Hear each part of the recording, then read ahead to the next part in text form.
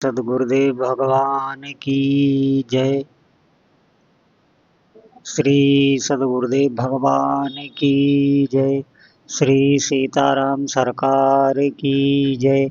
श्री राधा रमण लाल की जय। श्री गौरी शंकर महादेव की जय। सभी दर्शकों और भक्तों को कोटि कोटि प्रणाम। सबको प्रेम भरा जय जय श्री राधे, जय जय श्री सीताराम। साधकों से प्रार्थना है कि आज का सत्संग बहुत ही महत्वपूर्ण है और जितने भी भक्त हैं बहुत ही ध्यान से सुनेंगे। भगवान के भजन में, भक्ति में, उनकी कथा में जब हम श्रवण करते हैं तो हमारे भीतर से सात्विक और दिव्य विचार बनने लगते हैं।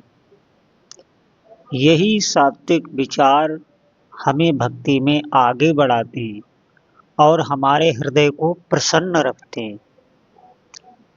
ये उन साधकों के साथ होता है जिनका हृदय पवित्र होने लगा है।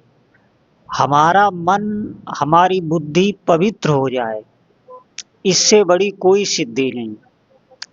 अधिकतर हमारा अंतःकरण अपवित्र रहता है। का जब अंतःकरण पवित्र हो जाता है तब आप विश्वास नहीं करेंगे इस बात पर, जब वो भगवान की लीला सुनता है या भगवान के नाम का जप करता है तो उसके भीतर स्वाभाविक अपने आप ही उसे कोई उसमें दिमाग नहीं लगाना पड़ता, स्वाभाविक ही भगवान के विषय में विचार, अच्छे अच्छे विचार, अच्छा अच्छा चिंतन प्रकट होने लगता है और उसमें उसे इतना आनंद की अनुभूति होती है। ये वाणी का विषय नहीं है, स्वाभाविक ही।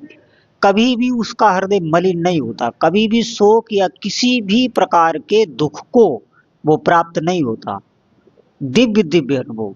कितना भी बड़ा दुख आ जाए संसारिक भोगी व्यक्तियों की दृष्टि में वो बहुत बड़ा दुख होता है, लेकिन साधक उसमें भी दिव्य विचारों से घिरा रहता है और प्रसन्न चित्त रहता है। कोई भी दुख उसे छू नहीं सकता, कैसा भी अभाव हो, कितना भी उसके पास कोई भी भौतिक सुख ना हो, बिल्कुल कोई धन संपदा कुछ भी ना हो, तो भी साधक का कभी भी मुख मलिन नहीं हो सकता, वो प्रसन्न चित्त ही रहेगा। इतना प्रभाव है अंतःकरण जब साधक का पवित्र हो जाता है, क्योंकि पवित्र अंतःकरण में भगवान की ही स्मृति होती है, भगवान का ही चिंतन बनता है। संसार वहां पर ठहर नहीं सकता। संसार का चिंतन, ये हमें इतना शोक हो रहा है, भय हो रहा है, छोटी छोटी बातों से चिंतित हो रहे हैं, आगे क्या होगा, ये हमारे भीतर चिंताएं बनी हुई हैं। इसी उधेड़ बुन में हमारा समय जाता है। ये सब अशुद्ध अंतःकरण का परिणाम है। शुद्ध अंतःकरण में ऐसा कुछ नहीं होता। उसमें अपने इष्ट देव की दिव्य दिव्य झांकी, दिव्य दिव्य छवि, उनकी ऐसी ऐसी लीलाओं का चिंतन जो आपने अभी कभी सुना नहीं, वो भी आपके हृदय में प्रकाशित होने लगती। ये है शुद्ध अंतःकरण। जब हृदय हमारा पवित्र हो जाता है, जब दीर्घ काल तक हम भजन करते हैं संयम से, नियम से, किसी को कोई कष्ट ना देते हुए, वाणी का संयम रखते हुए, जब हम थोड़ा समय तक अब भजन का अभ्यास करते हैं दृढ़ता से और भगवान में ऐसा विश्वास रखते हैं कि प्रभु अवश्य ही हमें सुख देंगे, अवश्य ही हमें आनंद की अनुभूति होगी, ऐसा साधक जब भीतर से दृढ़ विचार रखता है तो आप निश्चित मानिए कुछ समय बाद ही उसे दिव्य अनुभूति होने लगती है। अंतःकरण पवित्र जब तक नहीं होता तभी तक ये सब समस्याएं बनी हुई हैं और अंतःकरण पवित्र होने के कुछ ही समय बाद उसे भगवत प्राप्ति, भगवान के दर्शन भी होते हैं। साक्षात भगवान के दर्शन उसे अपने अंतःकरण में होते हैं। तो हमें विशेष ध्यान ये रखना है कि हमारे चित्त की शुद्धि कैसी हो। इसी के लिए हमें भजन, अधिक से अधिक नाम जप करना है, भगवान की लीला कथा सुनना है, उसी में ही समय को अपने काटना है। समय को व्यर्थ नहीं गवाना है। जैसे आपने थोड़े समय भजन किया और थोड़ी देर बाद आप उसी संसारिक प्रपंच में पड़ गए, किसी भी बात में आप आनंद लेने लग गए, किसी वस्तु में आप आनंद लेने लग गए, तो वो क्या होता है कि जो भी हमारे भीतर रस उत्पन्न हुआ, जो भी भगवान के नाम जप से, भगवान के भजन से हमारे भीतर भाव उत्पन्न हुए, वो उसी सांसारिक चर्चा में, उसी भोग विलास में हमारे नष्ट होते रहते हैं। और इस बात का हमें ज्ञान नहीं होता, तभी हम बार बार ये करते रहते हैं।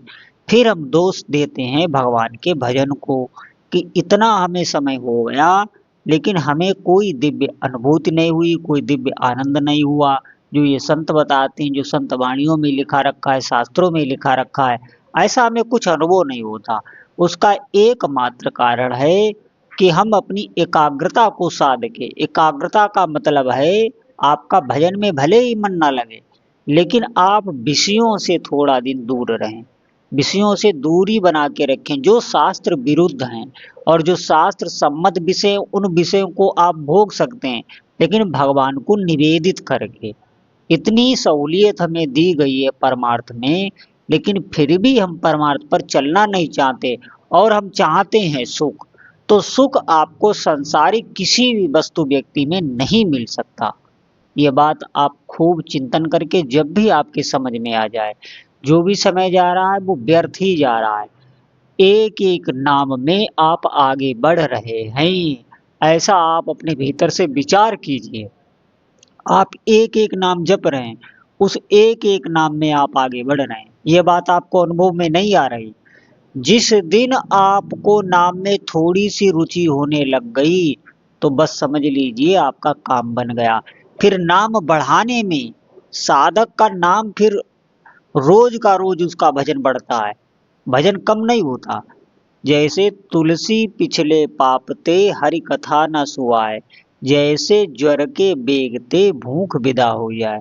जब ज्वर होता है शरीर में तो आप देखना उस व्यक्ति की खाने पीने में रुचि नहीं होगी, बिल्कुल रुचि नहीं होगी। तो इसका कारण है उसे भोजन अच्छा नहीं लग रहा है, तो उसे ज्वर है। जब ज्वर ठीक हो गया, इसका क्या कारण है कि वो खूब खाने पीने लगेगा, खाने में उसकी बहुत रुचि, खाता ही चला जाऊं, खाता ही चला जाऊं। इसी प्रकार ये संसार का ज्वर, विषयों का ज्वर हमारे ऊपर चढ़ा हुआ है, ये नष्ट हो रहा है। इसका कारण है कि हमारा भजन बढ़ेगा, हमारी भजन में स्वाभाविक रुचि होगी, रति होगी। जिस प्रकार सांसारिक विषयों में हमारी रति है, इससे बढ़कर हमारी भजन में होने लगेगी। तो आप समझें आपका मार्ग सही है, अब आपका ज्वर उतर रहा है। ऐसा ही होता है, आप धैर्य धारण करें और लगे रहें, भजन को बिल्कुल ना छोड़ें। चाहे जो भी सांसारिक परिस्थिति आ जाए, चाहे दुख आ जाए, आप उसमें भजन को ना छोड़ें। अगर आपने भजन छोड़ दिया तो वो परिस्थिति, वो दुख आप पर हावी हो जाएगा। इसीलिए हमें भले ही भगवान ना चाहिए, हमारी इच्छा नहीं है भगवत प्राप्ति की, लेकिन संसार से बचने का एक उपाय है भजन।